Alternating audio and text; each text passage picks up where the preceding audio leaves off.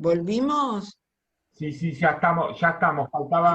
Faltaba Irene que veo, que no sé si ya se pudo reiniciar. Ya estamos, Irene, ¿eh?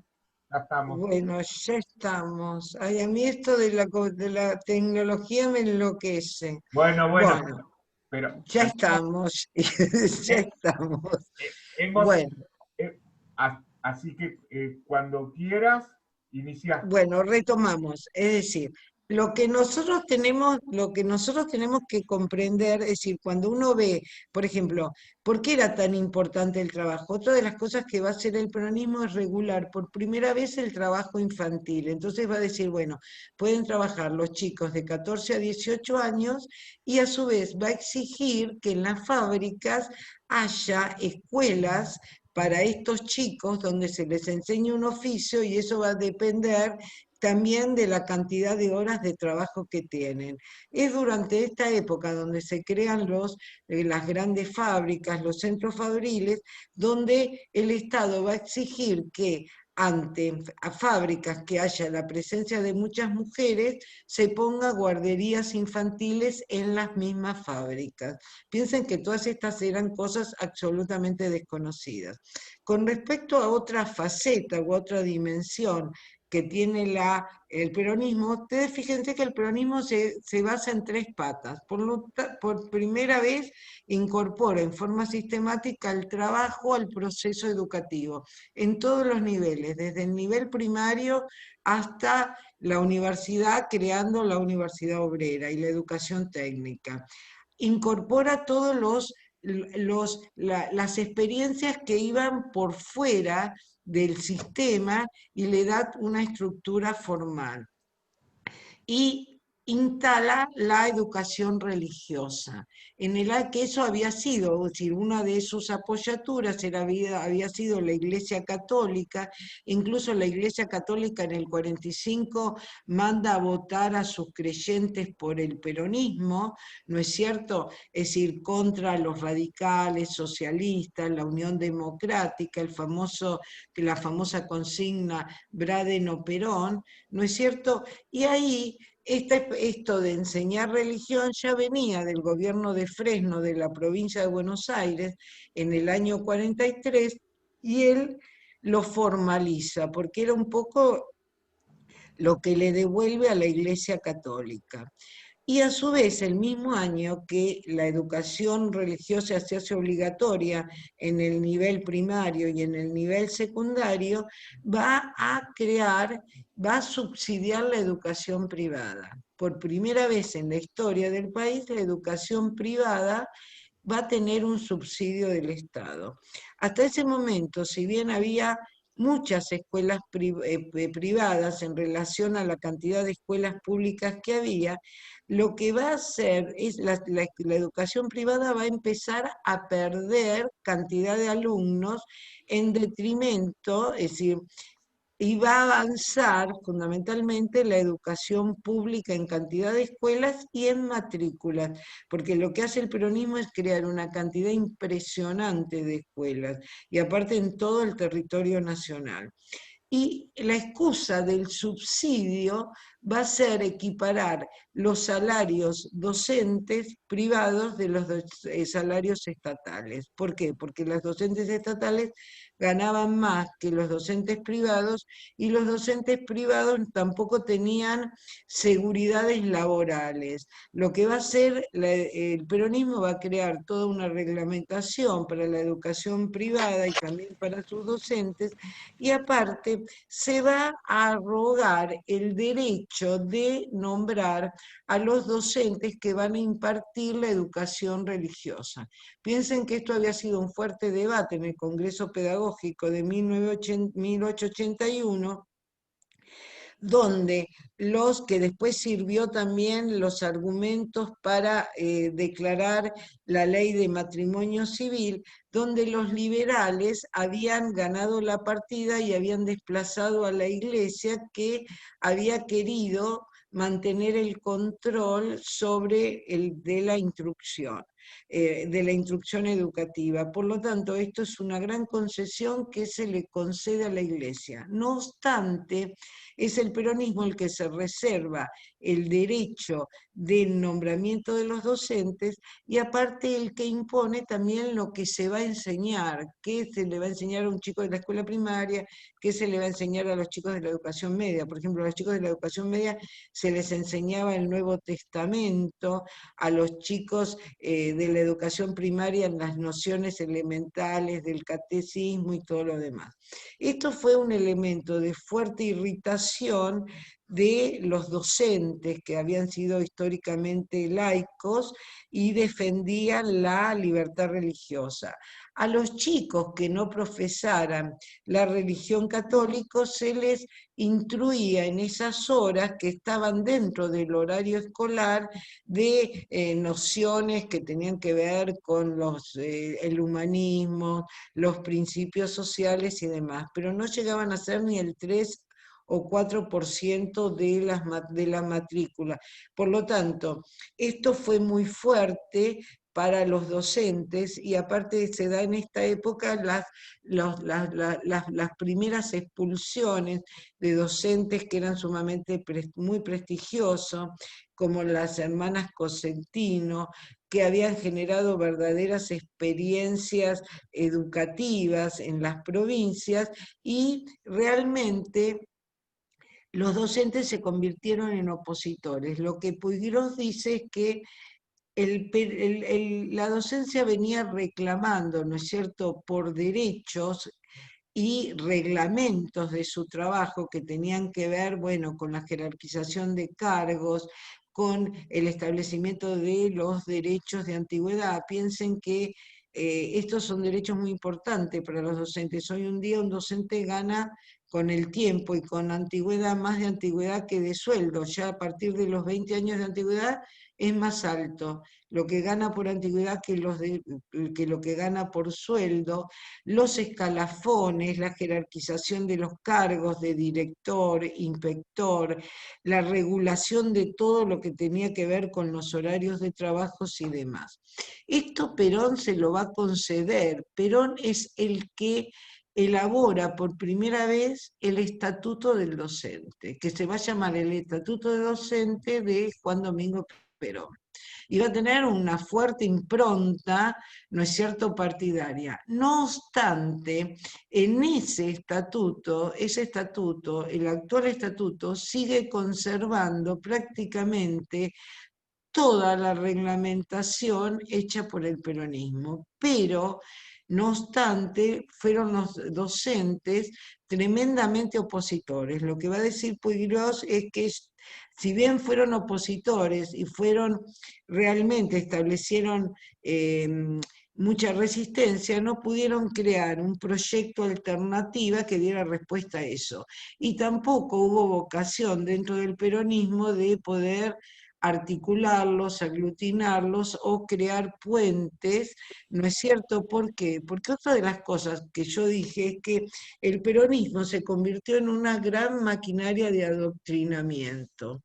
Y a través de la pedagogía, porque Perón creía en una comunidad organizada y que la pedagogía era el discurso o era el lenguaje por el cual había que adoctrinar a ese sujeto llamado pueblo, se apeló a la educación. Y aparte la educación se hizo partidista, una cosa muy novedosa, y acá es donde se articula lo educativo con lo cultural, es cuando se introduce por primera vez la imagen de Eva, ¿no es cierto?, al lado de Perón como el retrato oficial. Nosotros estamos acostumbrados a ver la imagen de nuestro presidente, de cualquier presidente en cualquier etapa, pero solo. Por primera vez el presidente es acompañado por Eva. Esto es un gesto fuerte que habla después el peronismo va a ser uno de los movimientos más estudiados en el mundo y a partir de este fenómeno se va a empezar a hablar de los populismos.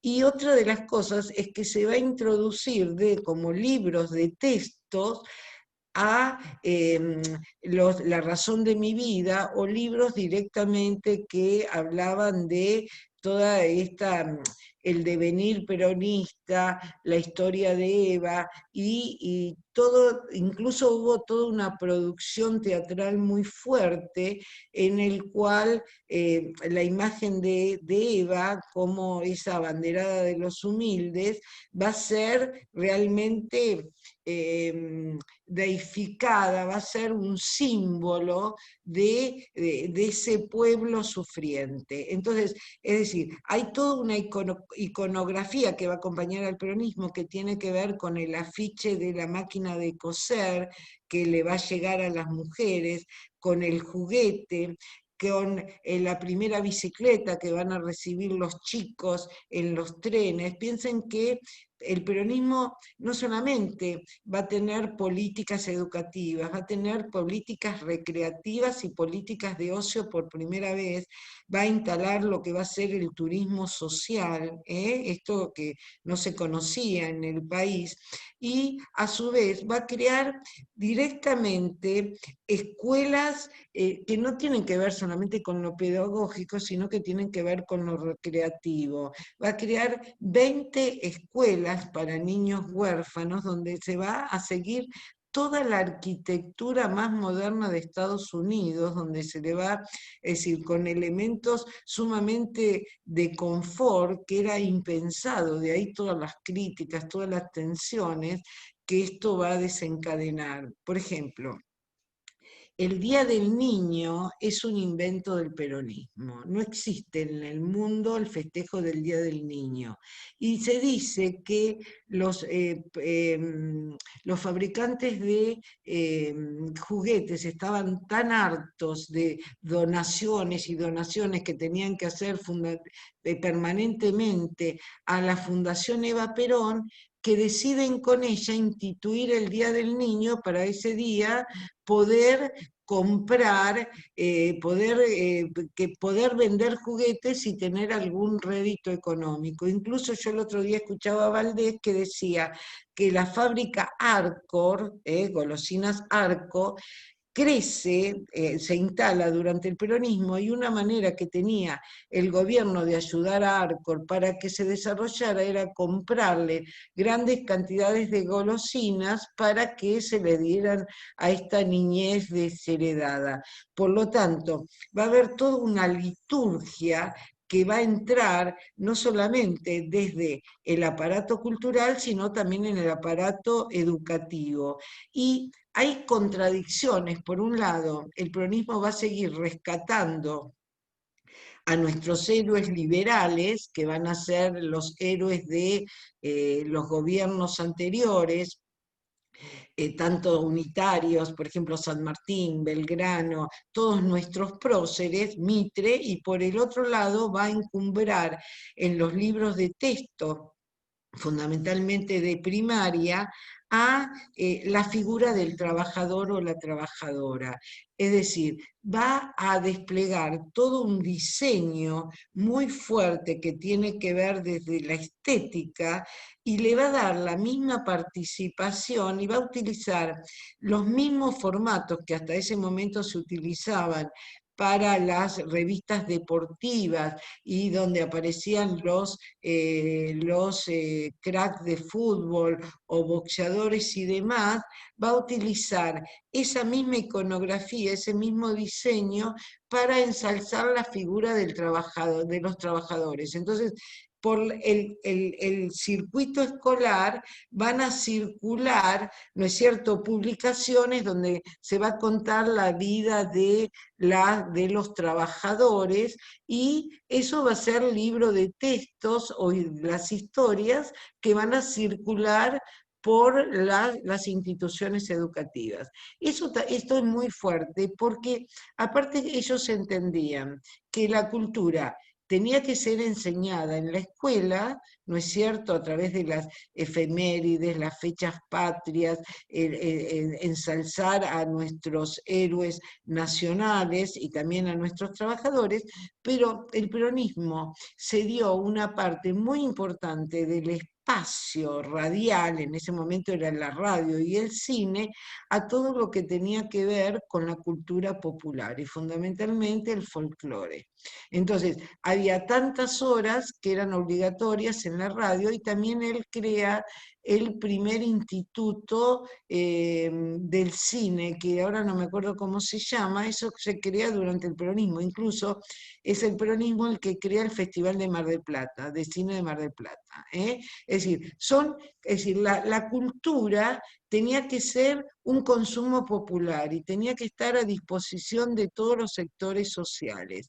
Y va a ser muy importante también cómo va a bajar el teatro a los niños, a través de obras muy especiales como El Hada Azul, El Hada Buena, donde se habla de la figura de Eva. Es decir, cuando Eva muere hay como una sacralización de la figura de Eva. Bueno, todas estas cosas, todas estas cultos de deificaciones, la Iglesia Católica no lo va a soportar y va a llegar un momento de tensiones muy fuertes donde directamente se va a romper y va a haber dos hechos que son sumamente importantes. Por un lado, la ley de divorcio, que se sanciona por primera vez nosotros en el año 52, esto es cuando ya muere Eva, se decreta el divorcio, que después rápidamente va a ser derogado por la Revolución Libertadora, y por otro lado la ley de profilaxis, en la cual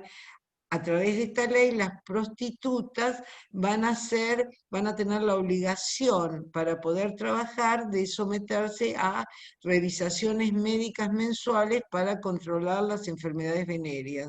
Bueno, esto enloquece a la iglesia y ahí es cuando hay un quiebre, una ruptura y la iglesia se hace fuertemente opositora. Otra de las cosas que también se la debemos al peronismo fue el desarrollo de, si bien la ciencia existía en la Argentina, y sobre todo las ciencias médicas, que siempre estuvieron muy preocupados piensen ustedes en la fiebre amarilla que había asolado Buenos Aires y buena parte del país, la ciencia no tenía una estructura. Va a ser el peronismo el que crea la primera organización científica después de lo que va a ser llamado el CONICET. Ahí la idea del peronismo es una idea más pragmática. Es una ciencia pragmática que tiene que responder a las necesidades de un país que se está desarrollando. Y fíjense que casualmente las primeras de estas organizaciones van a tener mucho que ver con científicos que están en Tucumán, en la Universidad de Tucumán, en la Universidad de Mendoza, e incluso en la Universidad de Tucumán va a abrir sedes en Catamarca, en Formosa, y ese desarrollo va a tender a un desarrollo productivo local. Por eso que en Mendoza se crean los primeros centros de estudios del vino, etnológicos del vino. Si ustedes van a Mendoza, eso es una de las primeras cosas que le va a decir.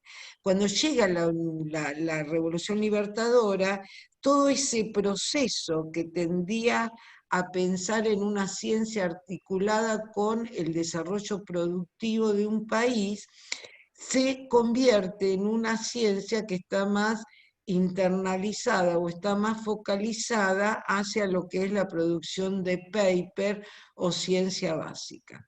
Es el peronismo el que crea el Instituto Balseiro, el que hoy conocemos como Instituto Balseiro, es lo que Balseiro fundó en Bariloche como el Instituto de Energía Nuclear en la Argentina.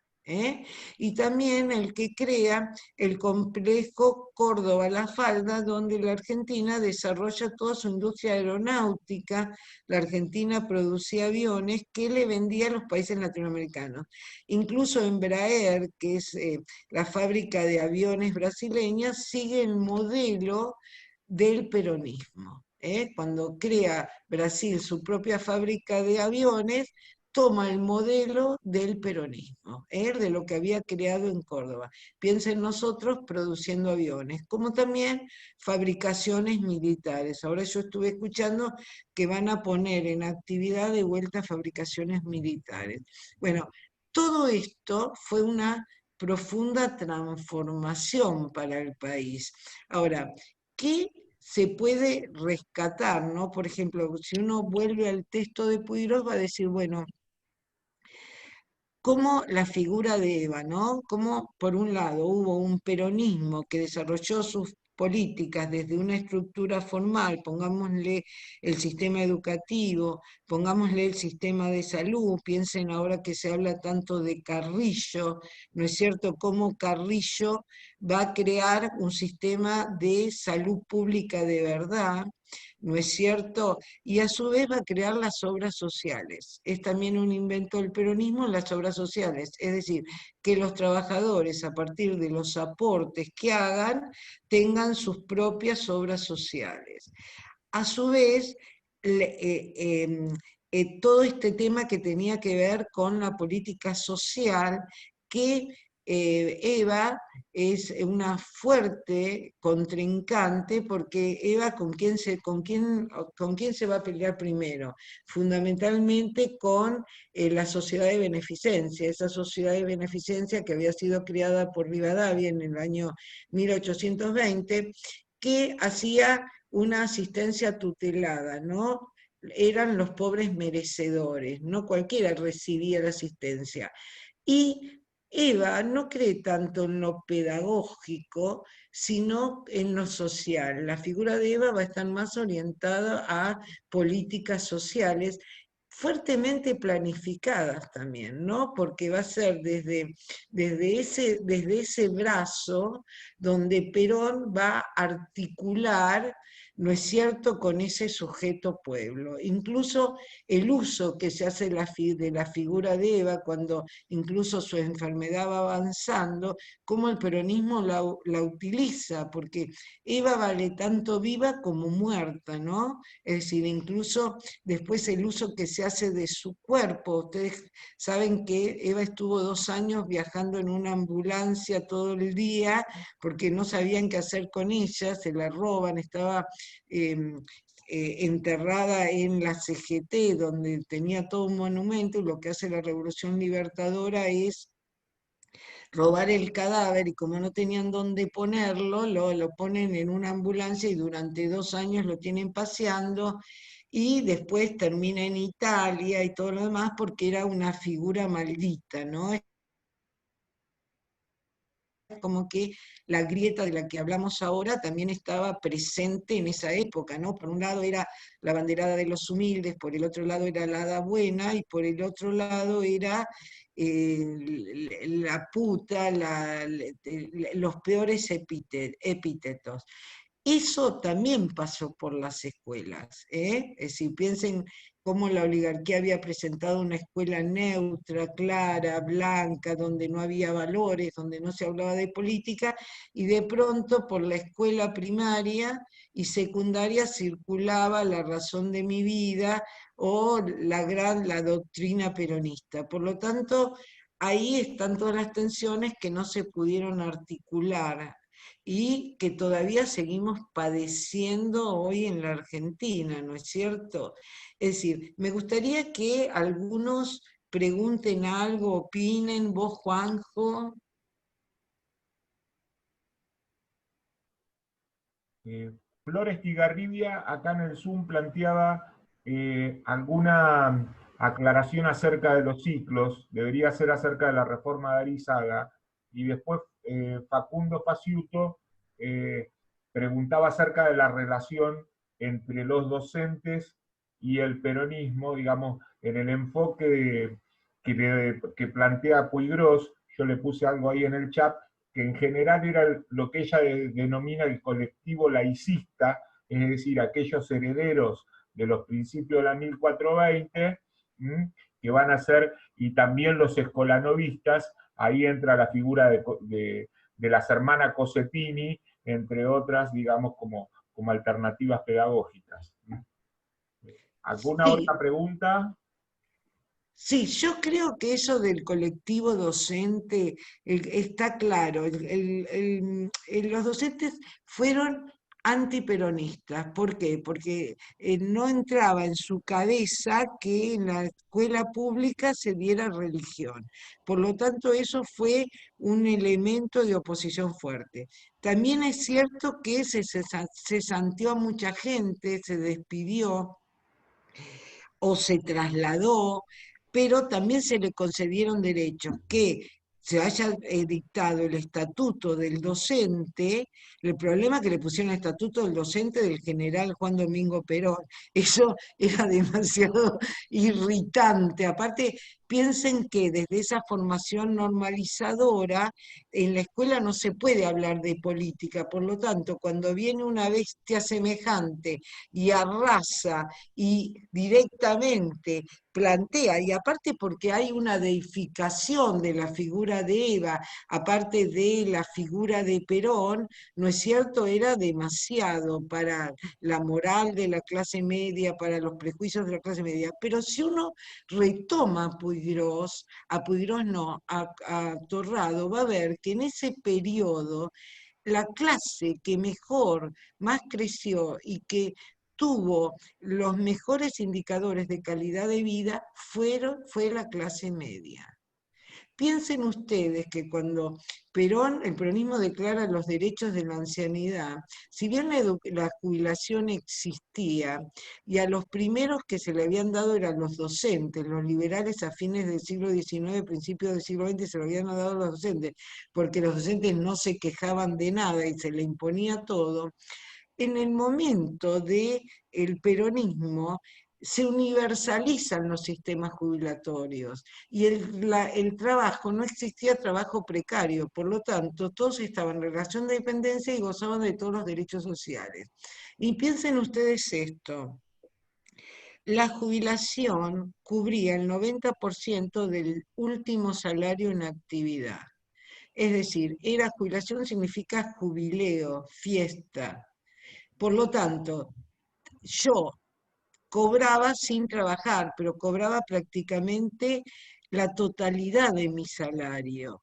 Por lo tanto, ¿quiénes fueron los primeros beneficiarios de eso? Los sectores medios. Sin embargo, muy buena parte de los sectores medios fueron antiperonistas, porque incluso muchos de los representantes peronistas, como es ahora, venían de la clase media, y sin embargo, es decir, generaron muchos conflictos, muchas contradicciones, y eso pasó con los docentes. Con respecto a los ciclos, el único ciclo el ciclo obligatorio era la escuela primaria. El ciclo de lo que hoy sería el nivel inicial era optativo y la escuela media era optativa. No obstante, si bien los jóvenes tenían garantizado la salida al mundo laboral, las matrículas de la escuela media prácticamente se duplicaron todos y aparecieron nuevas modalidades como era el comercial. ¿Por qué apareció el comercial también? Porque el comercial representó el ingreso de las mujeres al mundo laboral. Porque hasta ese momento la única posibilidad de estudiar de las mujeres era ser maestra. Hasta la década del 50, la aspiración de cualquier padre que tenía hijas mujeres era que su hija era maestra. En los 70 la mayor aspiración era que su hija fuera universitaria. Cuando se empiezan a crear las escuelas comerciales, porque si bien existían algunas, lo que hizo el peronismo, ustedes piensen que creó más de 5.000 escuelas en todo el país, creó escuelas comerciales, por lo tanto, eso habilitaba que una mujer pudiera ser una empleada de banco, pudiera ser una secretaria, porque aparte de esa escuela comercial, se enseñaba mecanografía, estenografía, derecho comercial, contabilidad. Eran nuevas modalidades que requería un aparato productivo que cada vez se iba complejizando más. Porque la aspiración del peronismo era que hubiera industria pesada. Por eso no es casual que la educación técnica se va a ir diversificando. ¿Por qué? Porque empezaban a aparecer todas las petroquímicas todas las industrias químicas, todas las industrias farmacológicas. Ustedes piensen que para la época de Ilía, año 1963, la industria farmacológica era séptima, la industria farmacológica argentina era séptima en el mundo. El petróleo se había descubierto en la época de Irigoyen, pero la industria petrolera iba creciendo y lo que va a aparecer en los 50 va a ser el plástico, que es un derivado del petróleo. Hoy hablamos de polímeros. En esa época el gran suceso fue el plástico. Es decir, el petróleo no era solamente tener nafta, sino generó otro desarrollo y la Argentina fue creando industrias, pero para eso necesitaba una mano de obra más calificada y necesitaba técnicos. Por eso que Perón va a crear escuelas técnicas, que después van a ser las famosas escuelas CENET. Y la matrícula de educación técnica llegó a superar la matrícula de los bachilleratos. ¿Está? Por eso se dice que el corazón opositor quedó en la escuela media tradicional, mitrista, ¿no es cierto? El bachiller. Es decir, el bachiller empezó a competir con escuelas que tenían que ver con lo comercial y fundamentalmente con lo industrial. Y una de las cosas buenas que hizo la Revolución Libertadora es que no eliminó la educación técnica. Incluso cuando llega el Frondizi, que era un gran desarrollista, lo que va a hacer es sistematizarla y unificar un currículum para todas las escuelas técnicas, que van a haber 5 especialidades de escuela técnica, que después, en la época de Menem, las va a borrar a todas de un plumazo. ¿Está?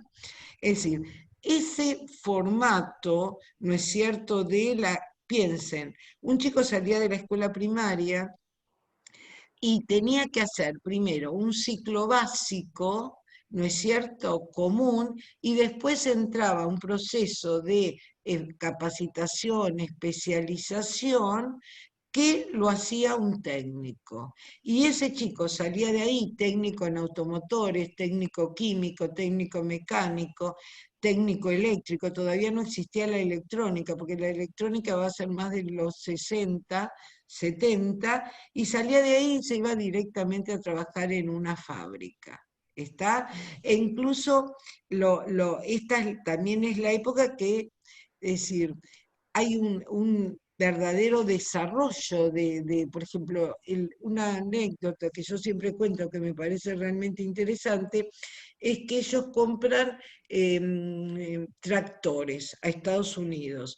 Llegan los tractores, todos esos tractores estaban fallados, no servían para nada, y como era un verdadero papelón y se podía convertir en un desastre político, lo que hace Perón es que había creado, ay, ¿cómo se llama el INTI? Había creado el INTI. Perón crea el INTI y el INTA, les quiero decir. INTA e INTI lo crea Perón. Entonces se los manda al INTI, le dicen hagan cualquier cosa con estos tractores, conviértanlo en algo porque si no nos destrozan. ¿Saben qué salieron de esos tractores? El rastrojero. ¿Ustedes conocen la camioneta rastrojero? Bueno, el rastrojero fue verdaderamente argentino, fue un diseño argentino a partir de estos, se hacía a pedido, tenía que cubrir la gama de el plomero, el electricista, el tipo que llevaba poca carga, porque lo que eran las camionetas de campo, que eran otra gama, eran para el campo, para el tipo de trabajo rural. Sin embargo, el rastrojero fue un éxito. ¿Eh? Todavía uno hoy vemos algunos viejos rastrojeros. Bueno, eso fue un invento argentino a partir de tractores que llegaron totalmente malos de Estados Unidos. Bueno, esa era la visión del peronismo, cómo poner un país y a su vez, ¿cómo se hizo eso? ¿De dónde salió todo ese dinero? Piensen que en el momento cuando se termina la Segunda Guerra Mundial, Inglaterra nos debía a nosotros. Él lo que hace es una revolución también con los transportes. Si bien se dice que los ferrocarriles ya caía, no es cierto, las concesiones inglesas que tenían que pasar al país, y él las nacionaliza, hubiera esperado un poco porque eso se caía solo. Lo que va a hacer el peronismo va a ser articular territorialmente al país. Y el fenómeno de el Gran Buenos Aires se debe al peronismo. Es decir, pero Ciudad de Buenos Aires es una ciudad de 3 millones de habitantes, la tuvo históricamente y nada más. Cuando se empieza a producir todo este desarrollo industrial, empieza a bajar toda la población del norte, por eso Santiago del Estero se queda sin hombres, toda la población del norte a Buenos Aires y se empieza a ubicar en los cordones, en la periferia, y así surge el Gran Buenos Aires. Piensen que la ciudad de Buenos Aires había sido cedida por la provincia de Buenos Aires cuando se nombra como capital, y, pero la provincia de Buenos Aires era el interior, lo que hoy se conoce como el interior de la provincia de Buenos Aires. El Tenemos, fenómeno del Gran Buenos Aires se da a partir del peronismo, ¿sí? nos está quedando menos de 2 minutos.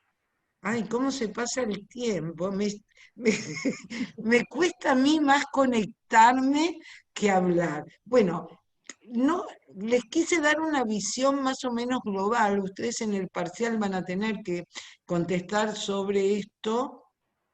Yo voy a poner una ficha para los que le toque peronismo, donde se articula muy bien y se habla muy bien, no, se aborda bien, que me parece una dimensión que ustedes también tienen que conocer, la política cultural del peronismo, porque piensen que desde la política cultural se construyen subjetividades. Es decir, por un lado, la política educativa entró por una estructura formal, pero la política cultural invadió la cotidianidad de la vida.